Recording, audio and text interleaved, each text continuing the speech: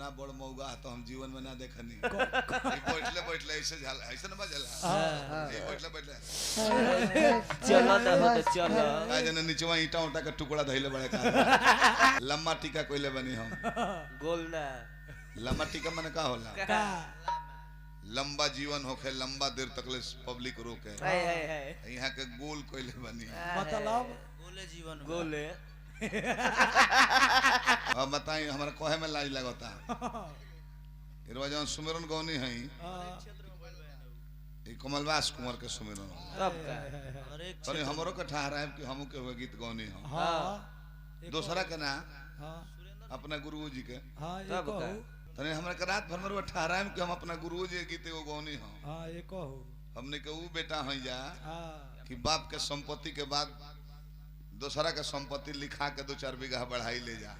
अपन संपत्ति इने जे बाबुए के लिखावल बा तोने बेच-बेच के राजा बन जाओ रात भर में एको गीत चाहब तो भिखारी ठौर के ना गए महेंद्र मिश्र के ना गए जब हमारे कसकारी काम भरबा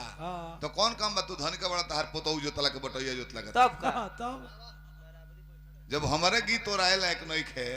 एक रात में ना 2-3 हफ्ता में तो हमारे कौन काम बा के गीत गोला केहू के लय पारंपरिक हो गए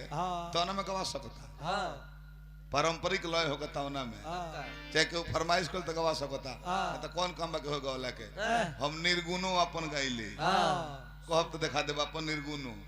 सोहरो अपन गाइले कादगु ना तो कवि से लिखवाए गाइले देखी बाबा केहू कतनो धनिक होखे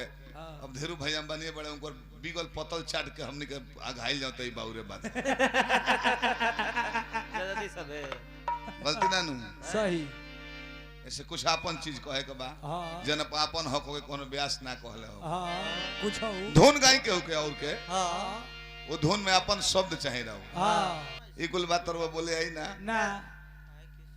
लगता लो डांड हिला हुआ तक बैंड के लौंडा लगता लो हिलावे एक आदमी ना सब जना एगो लड़का बैठल बा झाल बजावे इतना बड़ मौगा तो हम जीवन में ना देखनी बैठले बैठले ऐसे झाल ऐसे ना बजला बैठले बैठले चलो ना हो तो चलो का जने नीचवा ईटा उटा का टुकड़ा धइले बड़े का बड़ा बबुआ धन्यवाद बा तारा के हम तो जानते ना कि गोरे मऊ भला ना कि सावरा हो बड़ा मेहरारू बम्बईया बिया ब्लीचिंग करा के फिट रहती है एकदम छापदारी रखती है छापदारी हम मरद जान जाए कि देखल कि ये छठी माई ई लइकाइए से बॉम्बे रह गइल बियाह के बादो बम्बईया रहे प्रथम बार बिहार में ले बनी एकरा के छठ व्रत करावे खातिर परना खरना में अंतर ना जाने ले परना के बाद में पुआ खाई जाला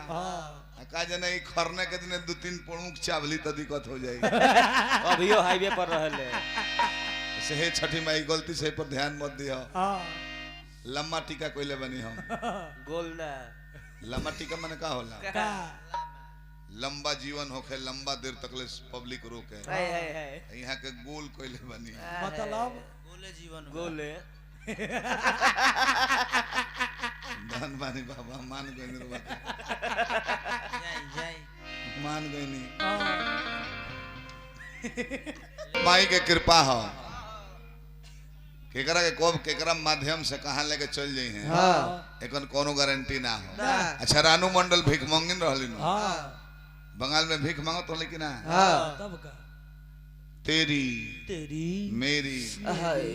मेरी तेरी देखी भीख मांगिन रहली ट्रेनवा के तेरी कह सपना के मेरी की हमने के एक कहानी बा तू पैसेंजर लेके आवत तारू समय पर तब लौट जाता रू केहू मीडिया में डाल दी हल यूट्यूब पर इतना व्यूअर रातों रात बढ़ गए कि भीख मांगे वाली स्टेशन पर बैठ के रातों रात बॉम्बे चल गई 40 लाख के फ्लैट में रह तारी